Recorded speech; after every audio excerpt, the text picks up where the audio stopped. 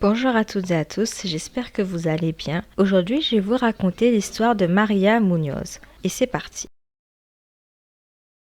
María Eugenia Muñoz est une belle jeune femme de 31 ans qui habite à Laredo qui se situe au Texas. C'est une femme aimante, bienveillante et généreuse. Elle a fait la rencontre de Joel Pelo dans son pays natal qui est le Porto Rico vers la fin des années 2000. Ils ont 10 ans d'écart et à l'époque, il travaillait déjà en tant qu'infirmière anesthésiste locale et elle faisait des études dans le milieu de la médecine. Ils se sont connectés en partageant la même passion pour la médecine. Elle a ensuite commencé à travailler à Porto Rico en tant qu'infirmière. Le duo est très vite tombé amoureux et les choses allaient si bien entre eux qu'ils ont décidé d'officialiser leur amour en se mariant en 2011. Le couple est très heureux et ils ont décidé de compléter leur famille en accueillant 2 garçons. Mais après leur mariage, María a abandonné sa carrière afin de se consacrer à sa vie de famille tandis que son mari Joel exerce toujours en tant qu'infirmier anesthésiste. La petite famille semble mener une vie paisible et épanouie, du moins c'est ce que l'on pense en apparence.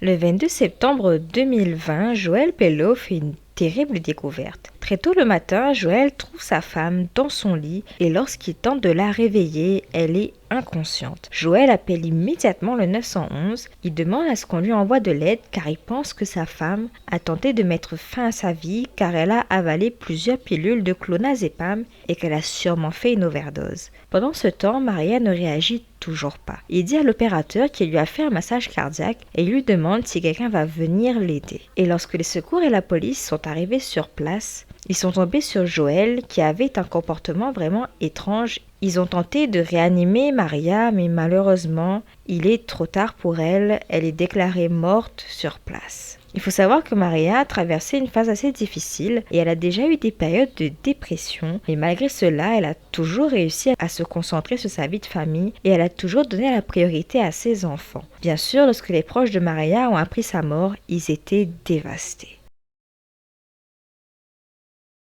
Pour revenir à Joel, lorsque les policiers sont arrivés sur place, il transpirait énormément. Il avait encore sa blouse d'infirmier sur lui, seulement qu'il devait être rentré du travail lorsqu'il a retrouvé sa femme dans cet état. Et lorsque les policiers lui posaient des questions, il était incapable d'y répondre clairement. Il était très troublé. Ils lui ont demandé comment il a découvert sa femme dans cet état et il ne pouvait pas l'expliquer. Il a juste dit que sa femme a sûrement fait une overdose en consommant trop de clonazepam. En fait, le clonazepam, c'est un anxiolytique utilisé dans le traitement des crises d'épilepsie, des troubles de panique et de l'anxiété. Gregorio de la Cruz, un policier qui était parmi les premiers sur place à ce moment, a trouvé que le comportement de Joel était vraiment étrange. Il l'a trouvé allongé sur le corps de sa femme en train de faire un massage cardiaque. Le policier lui a demandé s'il peut l'aider et il a dit non et a cessé de faire des compressions. Puis il a attendu les ambulanciers comme si de rien n'était. Il a déclaré que lorsqu'il lui a demandé où se trouvent les pilules que María a dû consommer, Joel est parti prendre une boîte de pilules dans l'armoire à pharmacie. Ce qui n'est pas cohérent car en cas de surdose, généralement les boîtes de médicaments ingérées sont à côté de la personne qui est inconsciente. Et il trouvait que c'était bizarre car quand ils sont arrivés sur place, Joel n'était pas aux côtés de sa femme mais dans la salle de bain près de l'armoire à pharmacie. Et en fait, quand les policiers sont venus le soir-là, ils avaient sur eux des caméras corporelles afin de filmer leur interaction avec Joel. Et l'une de leurs caméras a filmé quelque chose de plutôt surprenant puisqu'ils ont vu Joel en train d'attraper une boîte de pilules sur le sol et de la mettre dans sa poche afin de la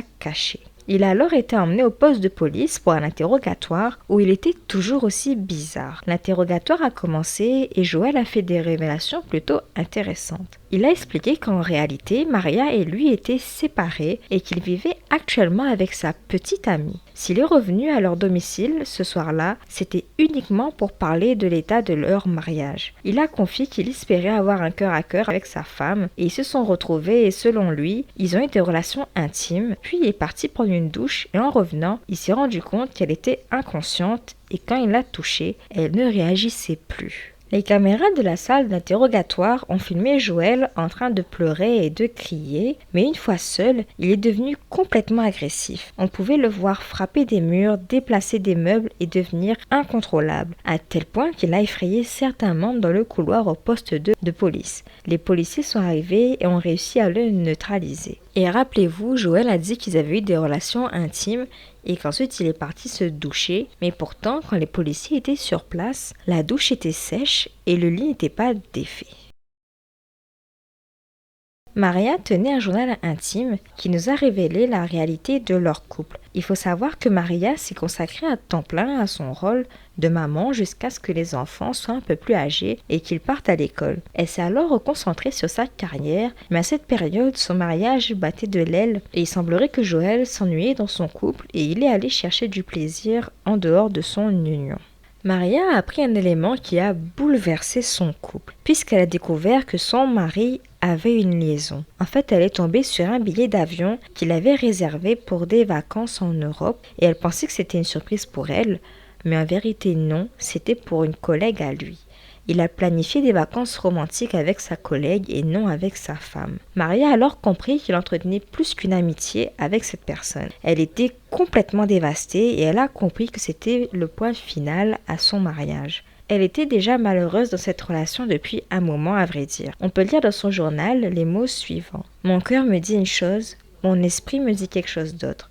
Je me bats constamment, je veux que ça s'arrête, mais ils ne veulent pas. Mon futur n'est pas clair, mon passé me blesse et mon présent est confus. Dieu entend mes pleurs, voit mes larmes, sent ma peine, redonne-moi mon rire, ma paix, mon bonheur. Je ne veux plus être triste, je ne veux plus que mon cœur soit blessé, je ne veux plus que mon esprit soit torturé. » Dans son journal intime, elle a confié que son cœur s'est brisé lorsque son mari a quitté la maison pour s'installer avec sa petite amie, Janet Arredondo. Il l'a donc laissée seule avec ses 2 filles, ce qui l'a beaucoup déprimée. Dans son journal, elle s'est confiée plusieurs fois sur les abus psychologiques de son mari et que l'unique chose qu'elle voulait désormais faire, c'était aller de l'avant. La situation s'est empirée le 19, c'est-à-dire le samedi précédant sa mort, lorsque Maria a découvert la voiture de son mari devant la maison de sa maîtresse. Lorsqu'elle a vu cela, elle s'est mise en colère et elle a menacé son mari de divorcer et Joël est alors devenu furieux.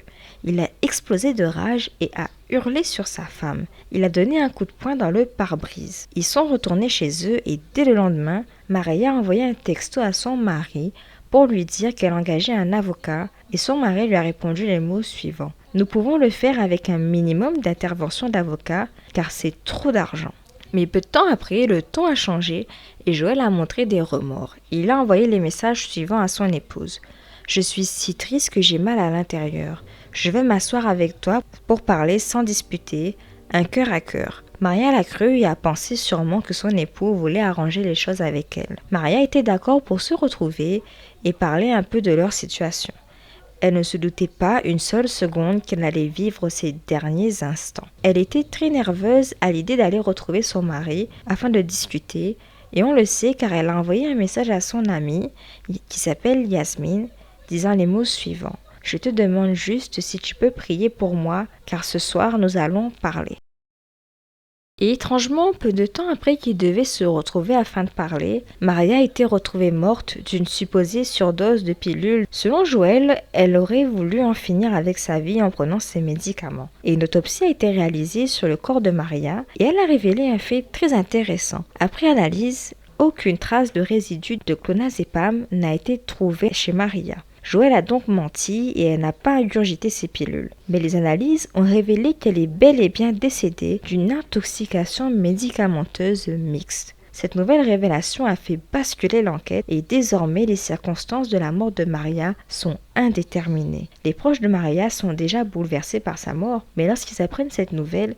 ils sont complètement perturbés. Ses proches font alors pression afin de réaliser un dépistage toxicologique. Le dépistage a été réalisé et il a révélé que Maria avait 7 types de médicaments dans son système. Et un fait encore plus intéressant est que ces médicaments sont principalement utilisés pour des interventions chirurgicales et l'un d'entre eux ne peut être administré uniquement par intraveineuse. Les policiers ont conclu que la mort de Maria n'était pas naturelle et qu'elle n'avait pas pu ingurgiter tous ces médicaments par elle-même. Ils pensent alors qu'elle a été intoxiquée par une autre personne. Maria a été retrouvée morte quelques heures après ses retrouvailles avec son époux, alors qu'elle voulait divorcer et lui non car cela reviendrait trop cher. Ils ont alors immédiatement fait le lien et après les déclarations officielles du légiste, Joël est arrêté. Les policiers ont alors conclu un scénario assez macabre. Pour eux, Joël a tué sa femme en mettant un mélange de sédatifs dans son café. Il a attendu qu'elle soit à moitié ou totalement inconsciente afin de lui administrer plusieurs drogues, notamment en intraveineuse. Cela expliquerait pourquoi il n'y a aucune trace de blessure défensive sur le corps de Maria. Elle était inconsciente lorsqu'il l'a droguée. Les policiers ont même conclu qu'il a sûrement attendu qu'elle soit morte avant d'appeler le secours pour être sûr qu'il ne puisse pas la sauver. Les policiers avaient également le journal intime de Maria qui détaillait sa vie de couple qui était malheureuse selon elle et le fait qu'elle subissait des abus psychologiques de la part de son époux. Le procès de Joël a débuté et ses avocats ont clamé que Maria est décédée après une overdose et que sa mort était accidentelle. Ils ont expliqué que Joël et elle auraient consommé des produits illicites ensemble afin de passer un bon moment et que malheureusement la situation a dégénéré et c'est comme ça qu'elle est décédée. Ils ont aussi mis en avant ses soucis de santé mentale, montrant qu'elle était assez fragile psychologiquement et qu'elle aurait très bien pu ingurgiter volontairement tous ses médicaments. Mais même si Maria a eu des soucis de santé mentale en 2020, on sait que sa santé s'est largement améliorée et qu'elle était déterminée à refaire sa vie sans son mari, qu'elle estimait être un maître manipulateur. Ses avocats ont affirmé que Maria allait mieux et qu'ils pensaient que Joël a voulu la tuer dans un élan de rage après qu'elle ait décidé de le quitter. On a même établi que Joël était un mari abusif et manipulateur envers son épouse et qu'il la faisait peur puisqu'elle a demandé à son ami de prier pour elle avant de le retrouver pour la dernière fois. Donc comme on peut le voir, tous les éléments allaient à l'encontre de Joël. Le procureur a déclaré les mots suivants. Maria n'était pas un bout de papier, c'était un être humain. Maria l'aimait tendrement et il en a profité. Quand les gens mentent en général, la tromperie est dans les détails. Il voulait une vie de célibataire. Il a choisi une petite amie, Jeannette. Maria allait se retirer du mariage.